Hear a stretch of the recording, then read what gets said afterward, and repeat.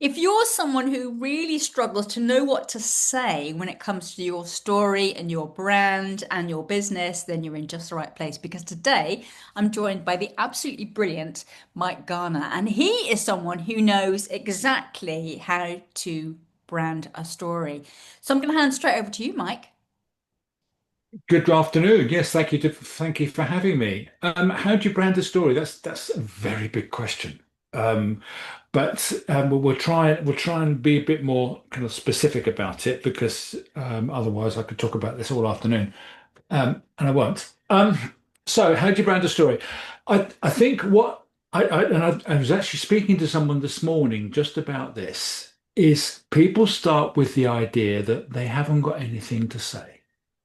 They all think they're instinct. This is human nature. It's not. I'm not casting aspersions on anybody. This is human nature. We all think the lives that we lead are not particularly important. We've done nothing special, um, because they are the lives we live them every day. So they are our everyday. And if I've got no other message to say to you, and I've got one or two others, but if I've got no other message to say to you today, what you think is ordinary, someone else can think is extraordinary because it is outside of their experience, that thing that you do every day. I've got a personal example. For example, I used to go to networking meetings many years ago. I used to have clients in France who used to call me and I used to speak to them in French. And the looks I used to get sometimes was would open mouthed, literally. And for me, it's just my daily life because I lived in France for 20 years. It's part of me. It's an integral, and I don't think, in a way, I have difficulty imagining somebody that only speaks one language because I've got two or three or sometimes four rattling around in my head, but that's my experience of life. Um, so the way I come to this is, and this is through lived experience, because I'm in my 60s now. Until I was early 60s, for 40 years of adult life, I was like that. I've done nothing special. I literally did think that the life was something that happened to me rather than the other way around. And then I will cut a very long story very short. So a few um, life-changing events happened over COVID. We lost my mother. My wife had breast cancer. I mean, she's fine now, but it was a difficult time, let's say. And after all that, I thought to myself, well, what the hell just happened? You're the wrong side of 60. Your mother was 26 when you were born. What are you going to do with the rest of your life? Quite literally. Time to drop the imposter syndrome, trying to drop the not feeling good enough and all this, as if it was good, as if it was that easy. Um, but I did some work with a writing coach, um, who on my writing voice. Now, I'm a writer. I can write about you till I'm blue in the face. Not a problem. Writing about myself, absolute nightmare. And I am a long way from being the only one that can do that. I froze completely. No idea. Done nothing special. Don't know. And we all come from this background of don't brag. No one likes to show off. Stay in your lane. Oh, he's a bit full of himself, isn't he? And that stays with us as adults. And most of us, our entire adult life. And I did some work with a writing coach who literally got me writing. I wrote 20,000 words in 3 weeks because she just said to me, just because you write something down doesn't mean to say you have to publish it. But write it down you must, even if nobody, especially if nobody sees it, because we all have this stuff rattling around in our heads. Um, that's the big stuff. I mean, just the everyday boring stuff as well. Um, but once you've written it down, it's as though you've told somebody. Even if it comes out perfect, even if it comes out upside down, you can edit it afterwards.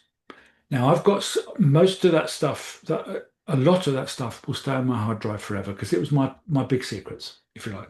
No one would ever see it.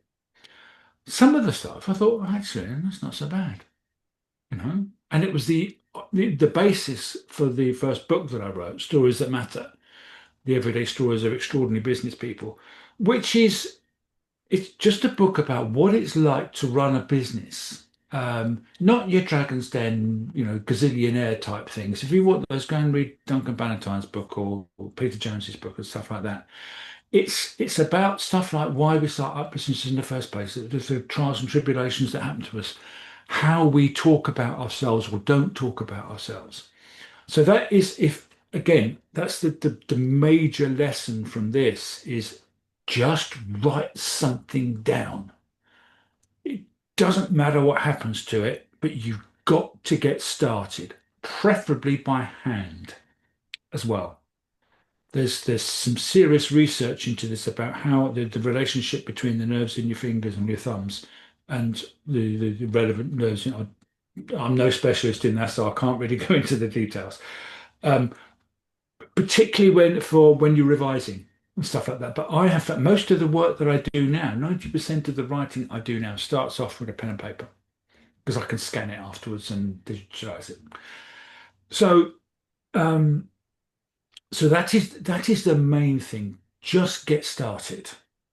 It doesn't matter if it comes out the wrong way. Um, Another really good way is to document your life. Now, there's a TED talk goes by the name of Homework for Life. Um, the name will come to me in a minute, and I've completely forgotten it. But if you just Google TED Homework for Life, it'll come up. And that is 17 seriously is 17 minutes of your life that you won't regret losing. But the principle of it is that you note every day. This is not journaling, but you note down every day two or three things that happened that could be story worthy. Little anecdotes, doesn't matter what they are, you know, um, because they are the small things of which life are made. A slight sidebar. I know I read something this morning. I get the local news updates from the village where I used to live in France. And it's a little village of 3,000 inhabitants that not a lot happens really. So they go round the villages around. And on Saturday, if I was south of Rennes in Brittany, I could go to a soup making competition, which, it's useless, but it is at the same time glorious because that's the kind of thing which is happening right across the world, and it is the fabric of human life. So those little things, and it's probably story worthy to certainly the person who wins it. They're going to remember that, So it's the kind of thing that builds their stories up because we often look at our lives and we just, obviously we remember the big bits like when we left school, when you got your first job and all this stuff like that. But those little memories get lost. I can hardly remember what happened last week if I didn't write it down. And I do write it down. I'll come to that in a minute. Um, if I could, if I could have a kind of a journal of when I was 25, that would make such a difference to me as a person now. And I don't know if it's just me and the kind of the time that I was growing up. My grandchildren, every minute of their life is documented now, whether they want it or not, and whether they know it or not. I mean, they may come to resent it when they get older, but that's another story. There are, I doubt if there's more than 20 pictures of me between the ages of 0 and 15. Um, and that is something that I do regret because I'm missing those bits of my life, those little anecdotes that are that mean nothing to anybody else, that are extremely personal to me. When after my mother died, I discovered some of the letters that she wrote to my father, they wrote between them. It's the kind of it's the kind of thing you send on a WhatsApp message now, but they've got them in letters, and my God, that makes a difference. So it's those little things those are the things that build up the stories.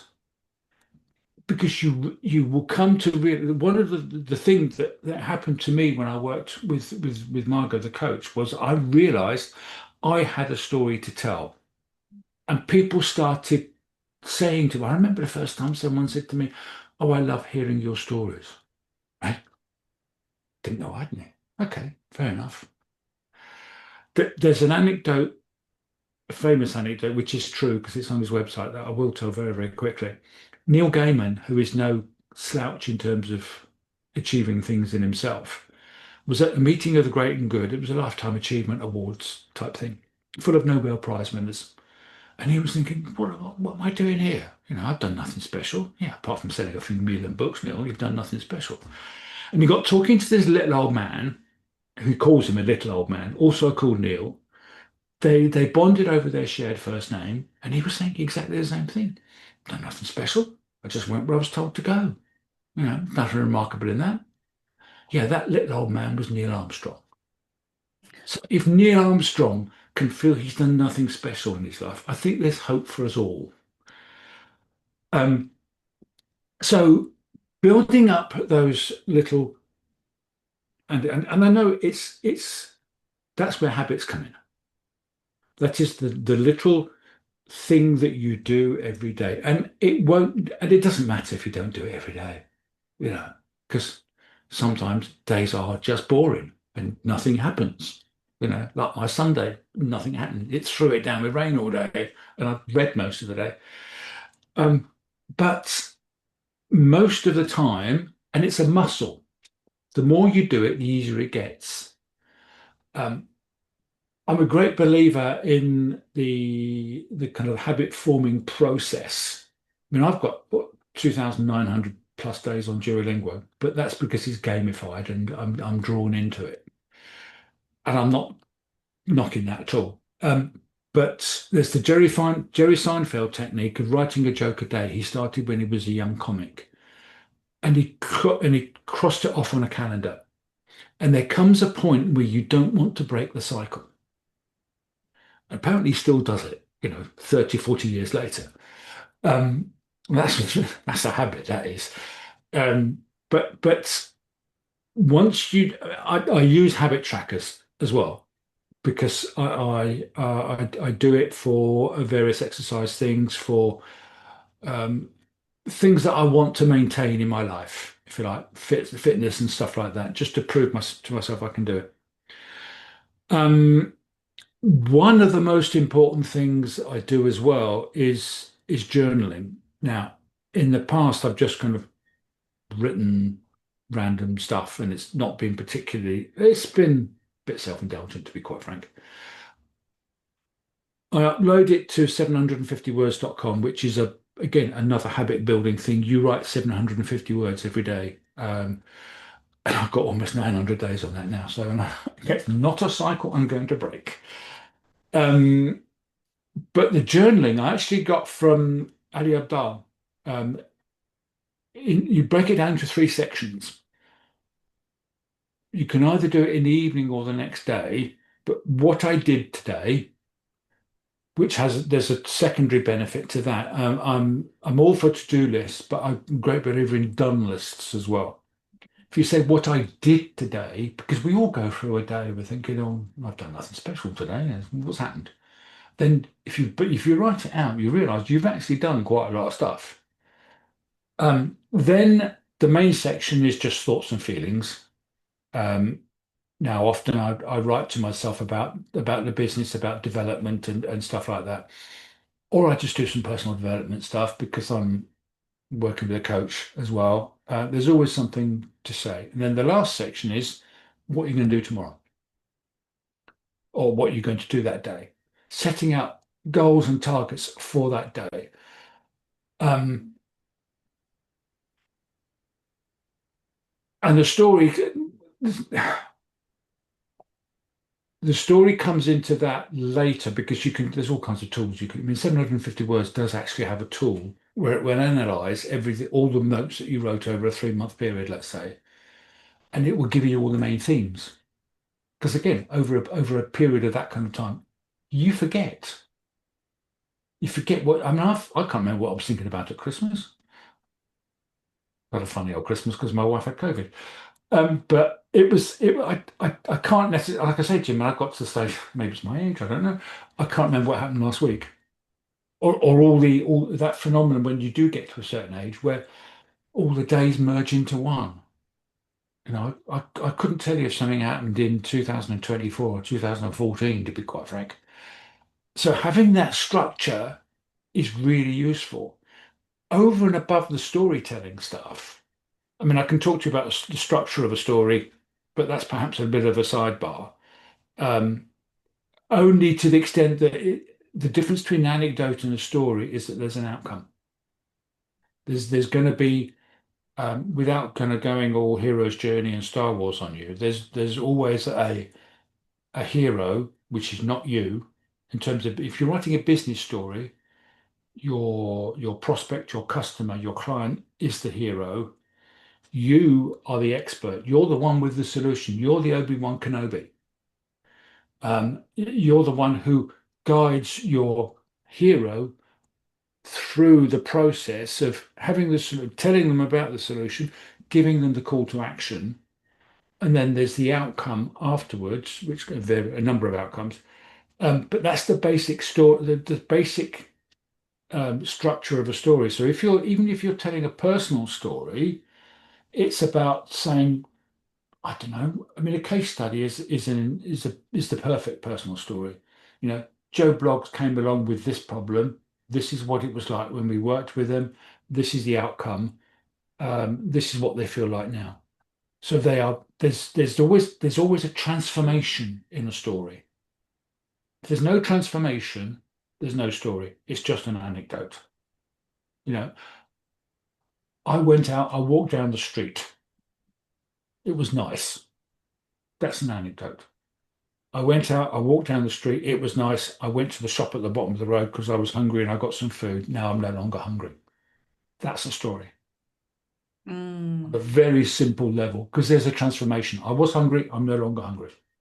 And that's what clients are looking for, isn't it? A transformation. They've come to you for some Exactly. sort of They come to transformation. all of us because not because they just want to throw money at us because they have the kindness of their heart, if only they did.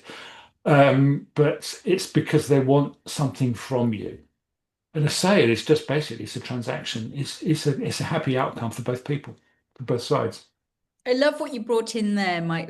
There's so much. And I'm really glad that you talk specifically about the difference between an anecdote and a story and how you can build it in, especially with these hero figures, and which Yeah. is such a brilliant way of looking at it. You know, one of the things you said was about, you've got a habit tracker, smart idea, and you're not going to break that habit. I think the thing that people make a mistake with is that if for some reason they break a habit, sometimes they go, oh, well, that's it now. Well, exactly. Sometimes circumstances, dictate, that perhaps they can't, for whatever reason, no blame here, they can't practice that habit. And so they kind of give up on the thing. And it's a known fact that the longer the days in between when you break the habit, the harder it is to kind of get back to it. But actually, it's just really important to just no shame, no blame, just kind of just Yeah. acknowledge that you gave up on the habit for whatever reason and just recommit to that. That And happened to me over Christmas, yeah, well, before Christmas, for various reasons. And I'm lucky. I don't know if it was lucky, but just it happened to be the 1st of January. I thought I'll just reset everything. yeah, yeah, Yeah. yeah. And that's the great thing is that we can reset at any point on any day. We don't have to wait till it's a Monday or till it's, January the 1st or, we can just decide. And I love what you said about that. And Yeah. what you said about documenting, it's a really, it's quite a huge thing really because life passes. And when you get to our age, I don't know if it's the same for you, but life seems to go quicker. I It don't does. know why it does, but it seems to. And those moments go past, and having some little documentation of that is really, really such a great way to celebrate our life, really.